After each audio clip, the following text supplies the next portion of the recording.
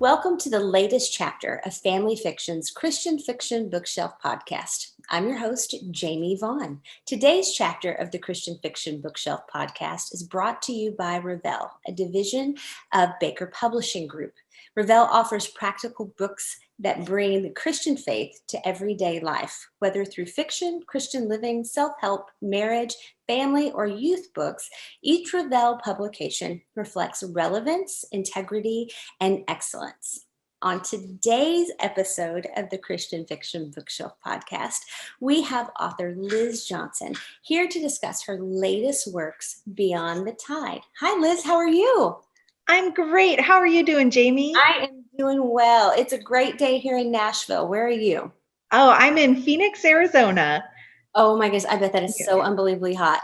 It's been a warm summer, but we have gotten a lot of rain this summer, which has been good as well. So that keeps the temps a little cooler. Yeah. And nice. I've had quite a few friends, including my current boss that is from Phoenix. So I get to hear all about crazy stories about how all you have to do is have a pool and everything's good. Yes.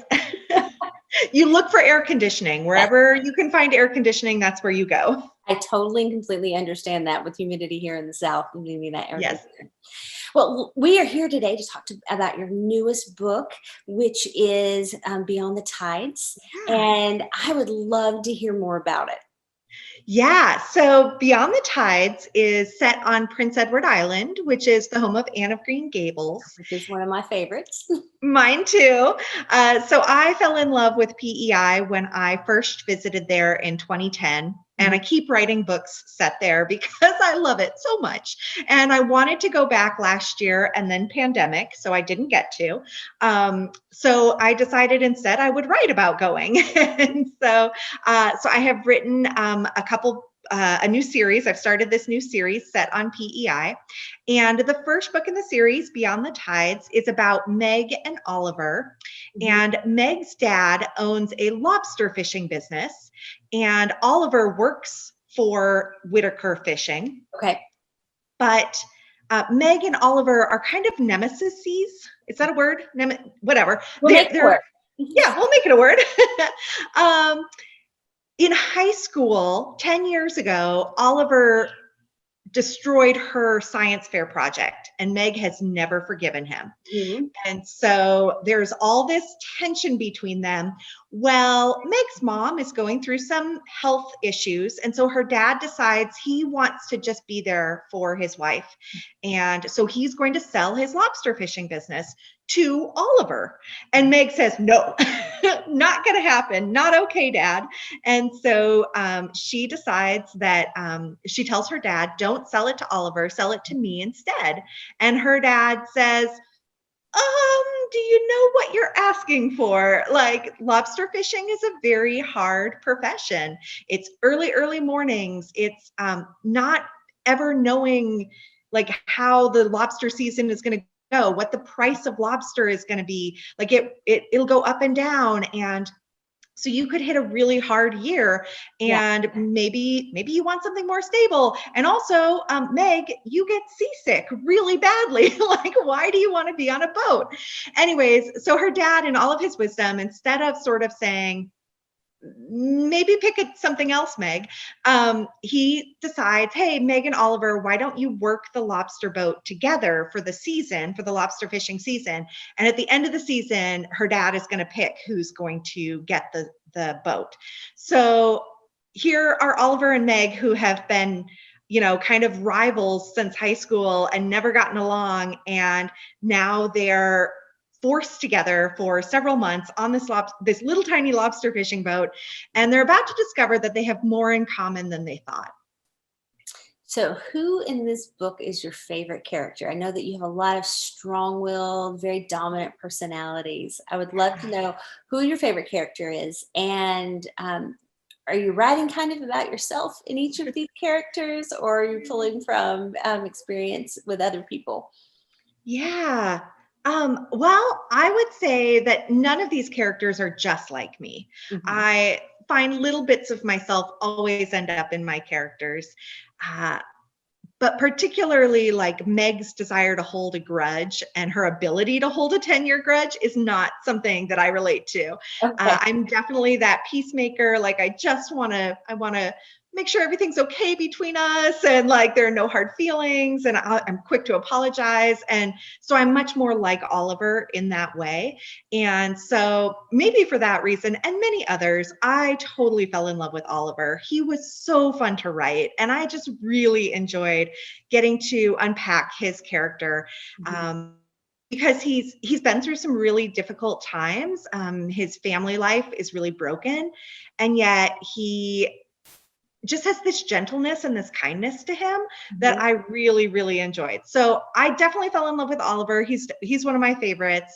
But then there are also like secondary characters who I absolutely adored writing. And one of them is Violet, who is Oliver's mom's business partner, and she is younger than Oliver, but sort of acts as the older sister. Like, come to me for the advice, and I'm going to tell you exactly how it is. And she doesn't pull any punches, and she's just a really fun character. So every time she came on the page, I was like, oh, like I wasn't anticipating her, but she was a lot of fun.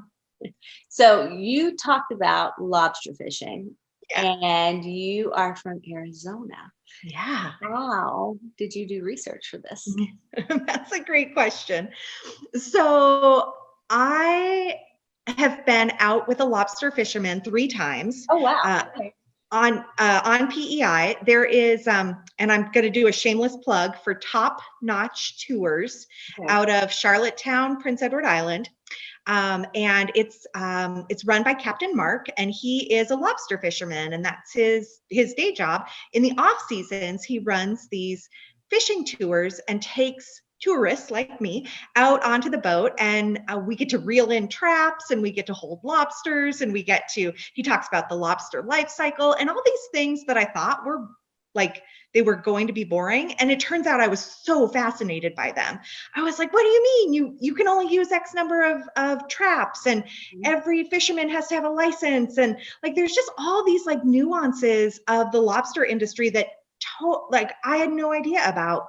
And so I loved learning about that from an actual lobster captain. And so the first time we were going to go, my sister and I had bought tickets to go on this, and my mom was with us, and she gets very seasick, and she was really worried that she would not be able to enjoy a boat trip. And she's like, you guys go without me. I'll just wait on the shore. And we're like, no, come with us, Mom. And so she came with us, and we all ended up loving it. It was just absolutely fantastic. And so we keep going back. Every time we go back to the island, we go on another tour with Captain Mark. And we see giant lobsters, like 11-pound lobsters that are just enormous. I've held lobsters. I've dropped lobsters. I've I've held a lobster that dropped its claw. They do that for protection, like to try and distract the person or the enemy who's coming after them. Just all sorts of things. And it's very fascinating to sort of see it all up close and personal. So I loved that part. But when I sat down to write, I realized I don't know that much about the business side of things. And so I was so thankful to find some really good articles that sort of like follow a lobster from catching it all the way to landing on the table somewhere. Yeah. And so those articles were really helpful for me as well. So I got to say the hands-on part was way more fun than just reading about it. But the articles I read were really fascinating too. Well, I grew up in Florida, and I can tell you the closest I've gotten to a lobster is going, I would like that one in the tank right there. And yes. My plate. Yes. This is your second Prince Edward Island series. How does this new series differ from your past? Yeah, that's a really good question. So the first series, the Red Door Inn series, or Prince Edward Island Dreams, as it's officially called, but everybody just calls it the Red Door Inn series. That one is all about the Red Door Inn. It takes place at this inn, and it really is each story in the series is about broken hearts finding healing at the Red Door Inn. So it's sort of this place where those who have really been broken or have made poor decisions or for whatever reason can find healing, and they find faith, and love and forgiveness and all of these great things that lead to that healing.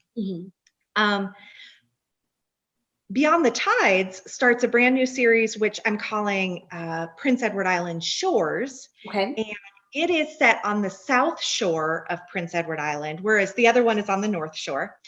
So this is in the south shore in a little tiny, tiny village called Victoria by the Sea. And it's about 3 brothers. And all 3 brothers were so 10 years ago, their dad walked away from their family and he left them broke. He left them in major debt. He left them embarrassed and humiliated because he stole from his boss and left the island and walked away. And so there's all these rumors about their family, and there's still people who kind of judge their family for really being, kind of scoundrels and thieves. And even though the boys had nothing to do with that. And so all 3 boys really made a decision about how they were going to respond to that, to their dad leaving, in different ways. And so Oliver, who's the middle brother, he decided, he really lashed out in anger. That was his defense mechanism. His response was just be angry because my dad left. Whereas his older brother, he takes off, like he leaves PEI and nobody has seen him in 10 years. And his younger brother becomes very shy and introverted and doesn't really talk to people and has a job, like a night job. So he works the late shift. And so he doesn't have to see people. And he just, he has internalized this idea that he couldn't say anything to keep his dad around. And so maybe anything he says isn't worth saying. And so anyway, so it's these 3 brothers, and I have loved unpacking their stories because they're all very different, and yet they're so interrelated because of this experience that happened to them 10 years ago. And then, of course, what's a romance without a love story and without, a young lady to enter the picture and help them sort of begin to see what their life could be when they really let go of that pain. When the reader finishes Beyond the Tides, what do you hope that they take away from the book? Yeah. I think, kind of the thing that I always hope that readers will take away from my books is a reminder that God is with us. Like, we may feel like we are on our own, but God is walking through that trial with you. You are not alone. And so I definitely want them to be reminded of that.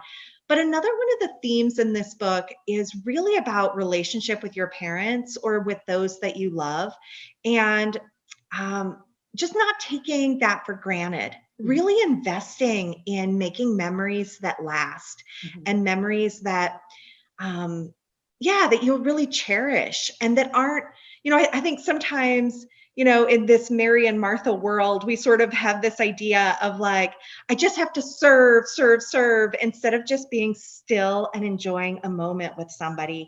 And so, so I really hope that this book challenges and encourages readers to really think about those special relationships in their lives and to invest in those and know that it's worth it to do that. Well, what is next on the horizon for you? So next up is book 2 in the Prince Edward Island Shores series, and it comes out next August 2022. And it is Eli's story. He is the older brother. He's a disgraced former NHL hockey player. And so he's coming home amidst a lot of secrets and a lot of mystery. Nobody knows why he got kicked out of the NHL, but we're about to find out. And it's pretty shady. So he's got a lot to deal with and a lot to get through. And he's going to meet Violet, who, as I mentioned before, is one of the characters introduced in the first book that I just loved. And he's going to discover that, that maybe having somebody to share those secrets with is going to help him deal with them. Well, Liz, thank you for coming today. I'm very excited to see where this new series leads. And if you want to purchase Liz's book, Beyond the Tides, you can buy wherever you purchase books. And if you like this chapter of the Christian Fiction Bookshelf podcast, make sure to click the subscribe button so you never miss another chapter. And I'm your host, Jamie Vaughn. See you next chapter.